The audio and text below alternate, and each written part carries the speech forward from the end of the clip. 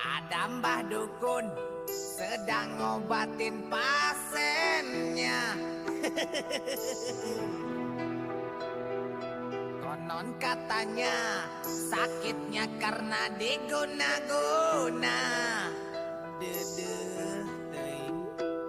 Sambil komat kami mulut Mbah Dukun baca mantra dengan segelas air putih, lalu pasien disembuh. Ada Mbah Dukun sedang ngobatin pasiennya.